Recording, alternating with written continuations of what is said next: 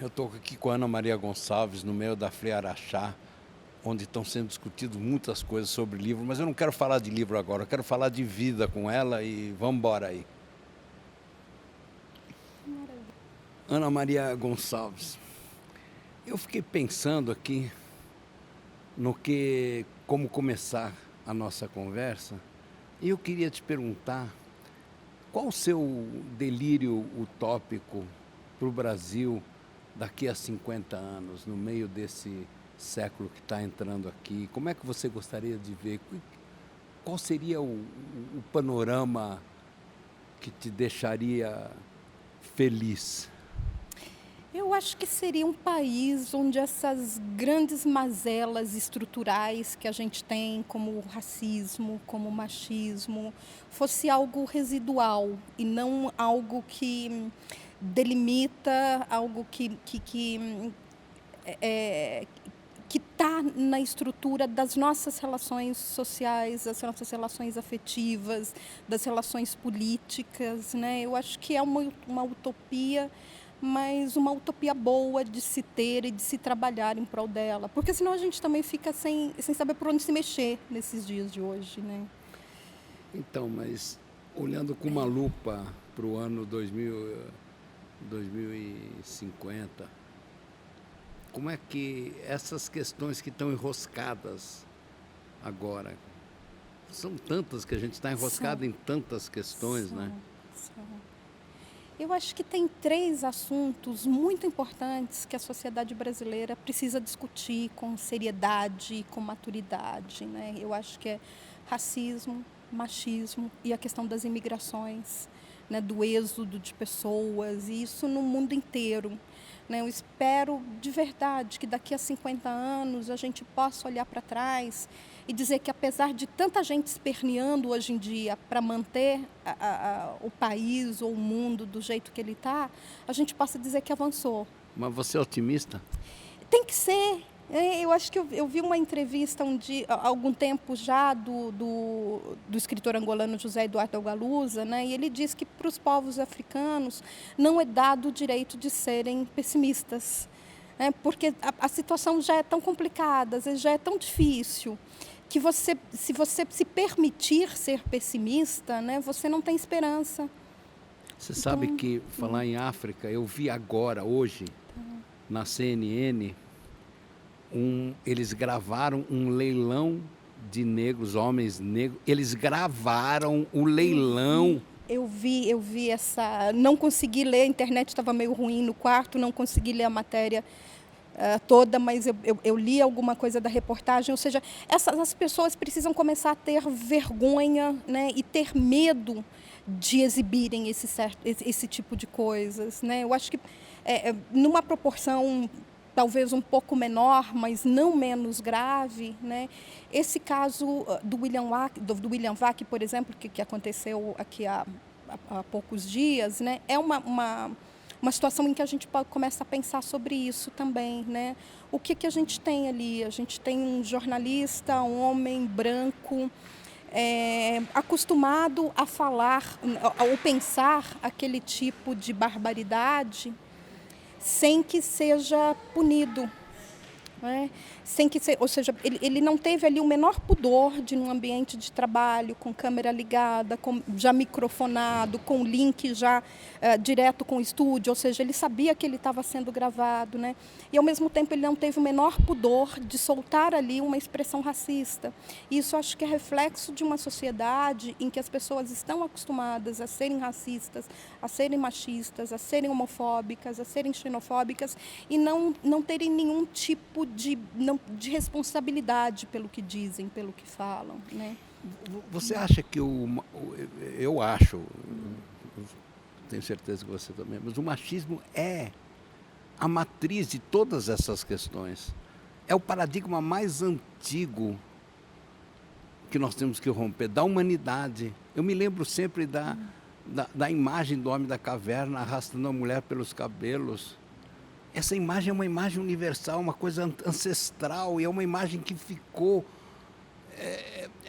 que é um negócio terrível isso. Que alimenta ainda hoje, né, Sim. essas relações, né? Eu sou meio contra a gente hierarquizar, né, determinados tipos de preconceito, ou seja, sei lá, machismo é mais forte, racismo é mais forte. Eu acho que é mais prejudicial para quem o está sofrendo, né? Então, eu acho que tratar como algo grave e único, né? Sem a gente dizer que isso é mais forte que isso é mais grave que isso, né? Eu concordo com você que eu acho que está ali na formação, talvez dessa ideia de formação de mundo católica que a gente tem. Né? Se você for lá estudar a Bíblia, se você for ver essas imagens de homens da caverna, né? Mas é algo que é ocidental.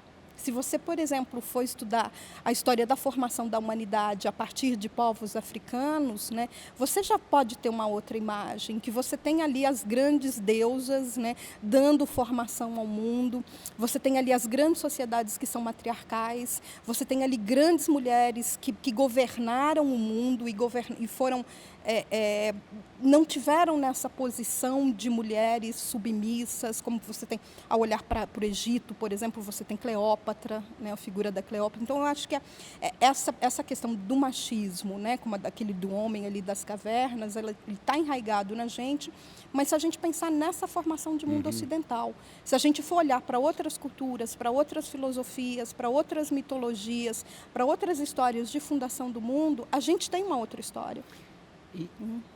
E outra coisa que eu queria te perguntar, uma imagem que me vem sempre, uma coisa que eu penso sempre, o conceito Gaia da Terra, que é uma coisa do James Lovelock, que é uma coisa que deriva da cultura hippie.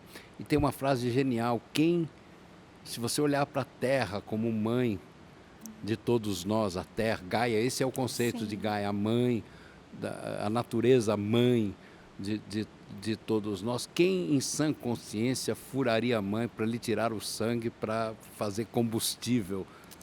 Exatamente, né?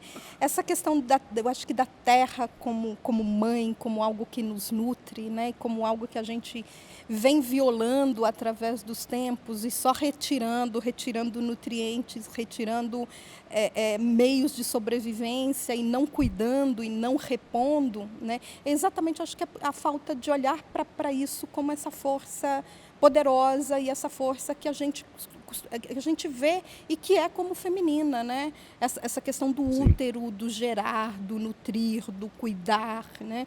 Essa é uma essência feminina que eu acho que a gente deveria pensar e cuidar mais. Eu estava vendo uma matéria há alguns meses, né? E a cada ano, isso da gente não se preocupar muito com o meio ambiente, essa cultura capitalista de só explorar realmente, é algo que a cada ano vem fazendo com que o balanço entre o que a Terra é capaz de repor, né, do que a gente tira, essa data vem se avançando. Então, tipo, há 5 anos era dia 25 de setembro, depois passou para o dia 20, passou para o dia... Ou seja, a gente está recuando a cada muito, né? Ou seja, a gente demora menos tempo para alcançar esse equilíbrio em que a Terra é capaz de nos sustentar aqui. Isso vai entrar em colapso. E eu acho que tem uma coisa que vai além disso que você está colocando. Eu sempre penso numa frase que alguém me falou, não fui eu, essa frase não é minha, mas eu acho ela genial, não consigo lembrar quem foi que me disse, que a era do petróleo não tem que acabar pela escassez de petróleo, assim como a idade da pedra não acabou por escassez de pedra. É verdade. Há um processo de evolução, de uma outra compreensão do que significa a vida sobre a Terra, que a cultura machista não permite compreender. A cultura machista vem na linha do desenvolvimento, do petróleo, da guerra da bomba, da porra do... Exato, né? E eu acho que essa é uma questão de responsabilidade, é algo que eu tenho tentado sempre falar, porque ao militar, atuar como militante antirracista, por exemplo, é uma coisa que eu sou sempre acusada pelos brancos de querer incutir-lhes culpa. né? E uma coisa que eu falo, a culpa é branca, a culpa é católica, né? A culpa vem dessa coisa romana, dessa igreja católica, que não tem absolutamente nada a ver com uma filosofia africana. Na filosofia africana, o que a gente fala é de responsabilidade. E eu acho que falta isso. Ubuntu. Exatamente, né? Ou seja, se eu cuido, é por você também, né? Estamos juntos nessa, né? Se eu venço, você está junto comigo, né? Então, há essa coisa de responsabilidade pela tua experiência aqui na Terra, né? Eu acho que isso é uma das coisas que a gente não tem. O ser humano, hoje em dia, ele não se pensa como ser histórico. Ele não se pensa como estando aqui, ajudando a criar uma história que vai ter consequências no futuro. Dos exemplos que eu gosto de dar, por exemplo, é a questão do trânsito, né, que eu acho que é outro dos grandes problemas, aí, principalmente nas grandes cidades, né? A pessoa vira para você e fala, olha, eu cheguei atrasada porque eu estava presa no trânsito, né? E sem se pensar como sendo parte do trânsito, né? Se o carro dela estava ali naquele meio, ela é parte daquele trânsito que está provocando um incômodo ali na vida das pessoas, né? Ou seja, ela se enxerga como uma ilha sem preconceito, sem responsabilidade, tudo, cercado de pessoas que estão prejudicando a vivência dela, a vida dela naquele momento, né? Então, acho que falta isso, a gente se pensar como a nossa responsabilidade, né, em manter as mazelas do mundo, bem como as nossas responsabilidades em trabalhar para que essas mazelas sejam superadas e entender que, sim, a nossa vida aqui hoje tem consequência futura muito próxima ou talvez distante e talvez num alcance que seja mais local, mas também pode ser num alcance que causa uma certa transformação social ou mundial, né? A gente tem que se pensar como seres responsáveis, né? Não dá mais para achar que são os outros, que é o outro que causa problemas, que é o outro que tem todos os defeitos que a gente não consegue enxergar na gente mesmo. O monoteísmo, qual é o papel dele, você enxerga nessa coisa do preconceito, do machismo? Não sei, eu não sei se eu já pensei por aí, por esse viés, não. Mas talvez você possa pensar nessa coisa de uma centralização de poder, né? De você ter esse ente que é todo poderoso e que talvez ele te torne isento dessas tais responsabilidades e dessa falta da gente se reconhecer como trazer dentro de nós, cada um, Deus diferente, uma coisa diferente. Porque não tem na África, né? Na África Negra não tem. Não, ou seja, algumas regiões você cultua determinados deuses, né? Determinados orixás. Então tem lugares na Nigéria que só cultuam Oxum, ou que só, né?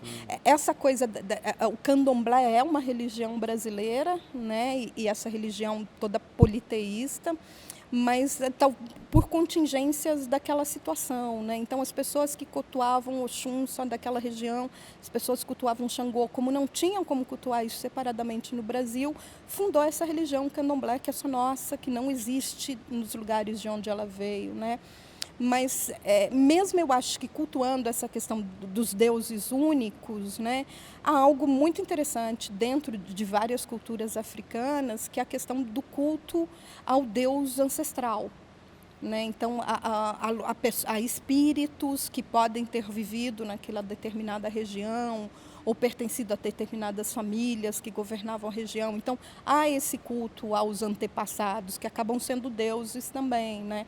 E que, através da incorporação, fazem com que cada um seja também um templo para que esse Deus possa ser louvado, possa ser propagado, né? O que eu gosto muito no candomblé é que é a coisa humana que os orixás têm. Exatamente. As qualidades e os defeitos. Exatamente. É tão lindo isso. Eu acho que ele torna, para cada um, é muito mais fácil você compreender ali, né, essa questão de você ser...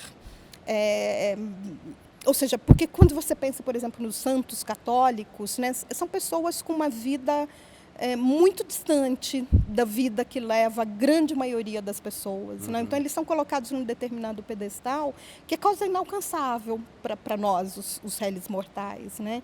E quando você começa a pensar em termos de orixá, quando você começa a pensar nesses deuses africanos, são deuses que viveram aqui entre nós, que conhecem não têm a noção de pecado, né, que a gente tem aqui, né? Então, são seres humanos, simplesmente, né? Com o que há de bom, com o que há de ruim, com o que há de condenável, com ciúmes, com guerra, com briga, com casamentos, com raptos, né? Ou seja, somos nós mesmos, né? Então, isso, para mim, faz muito mais sentido do que esse Deus de altar no pedestal que não come, não bebe, não dança. Né? É a frase do Nietzsche, né? Não acredito em Deus que não saiba dançar, né? E dentro do candomblé, eu acho que não é bem um culto que te causa medo, né? É um culto que te traz alegria por aqueles deuses, por aqueles orixás estarem aqui com a gente. Te empurra para um caminho, mas se perdoa sempre pela própria da compreensão da natureza. Ele incute em você a questão de responsabilidade, que eu acho que é isso que a gente estava falando ali no início, né? Ou seja, ele não te culpa pela natureza que você tem, porque você é humano e ele conheceu essa humanidade toda, né? Mas ao mesmo tempo ele fala para você, como humano você também pode melhorar, né? Você vai ser responsável pelo que de bom e que de mal você cometeu aqui.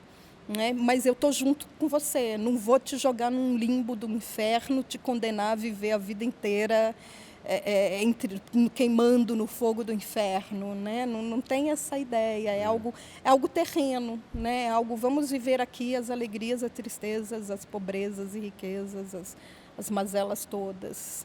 Não à toa a perseguição, né? A gente já começa a entender muito, quando a gente pensa nessas questões, por que a liberdade é tão coibida, né? Exato, e não só a questão da liberdade, mas talvez isso do imediatismo, né? Porque, por exemplo,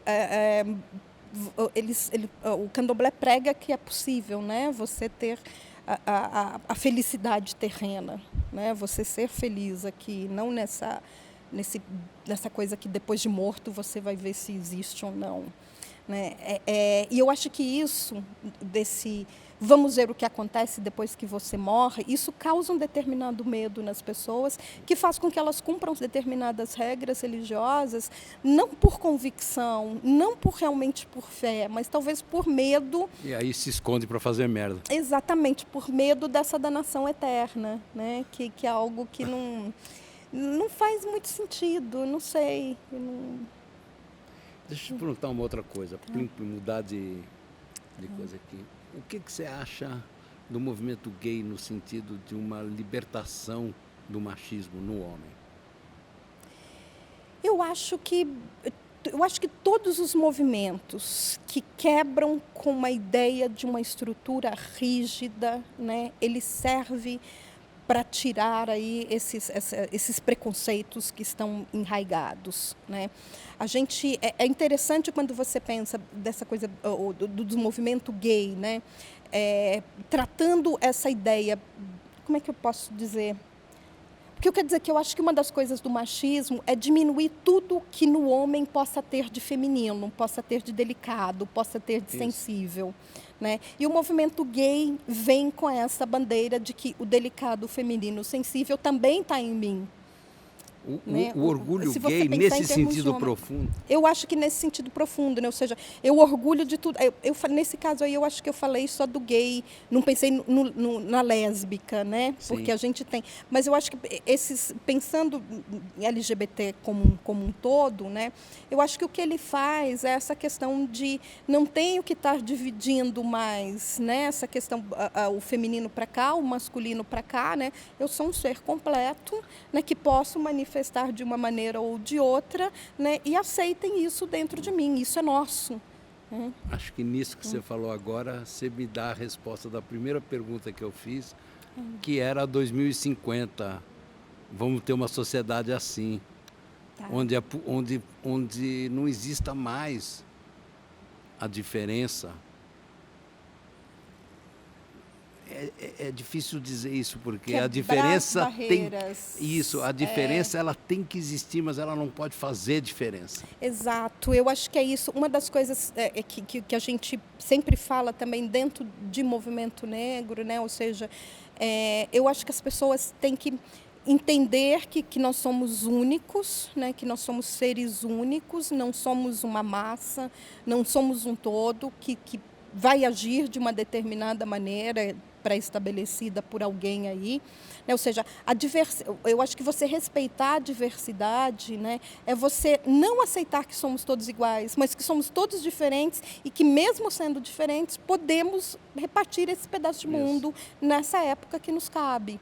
Né? E talvez isso seja uma diferença, porque eu acho que o status quo, o sistema, ou seja o que for, trabalha no sentido de somos todos iguais, né? Somos todos seres humanos. E nisso somos, né? Mas ao dizer isso dessa maneira, o que na verdade está querendo é uniformizar, Isso. é acabar com essa diferença e com essa unicidade que cada um de nós trazemos, inclusive no nosso DNA. É biológica essa diferença, ela não e essa diferença, sendo biológica, né, ela se manifesta também no nosso estar no mundo. Né? O que a gente tem que respeitar é a totalidade e não a uniformização. Acho que valeu. Muito obrigado. Achei linda essa nossa conversa aqui. Eu adorei também, muito obrigada. Admiro muito o trabalho de vocês. Eu acho que extremamente importante nessa época em que a gente eu acho que as pessoas estão começando a aprender a duvidar de tudo que uma imprensa velha, antiga, que esteve aí, disse. Né? Então, é importante aparecer vozes que estejam querendo cuidar do diferente, que estejam cobrir de uma maneira diferente esses acontecimentos desse mundo de hoje. Prazer conversar com vocês. Muito obrigado. Um beijo. Valeu.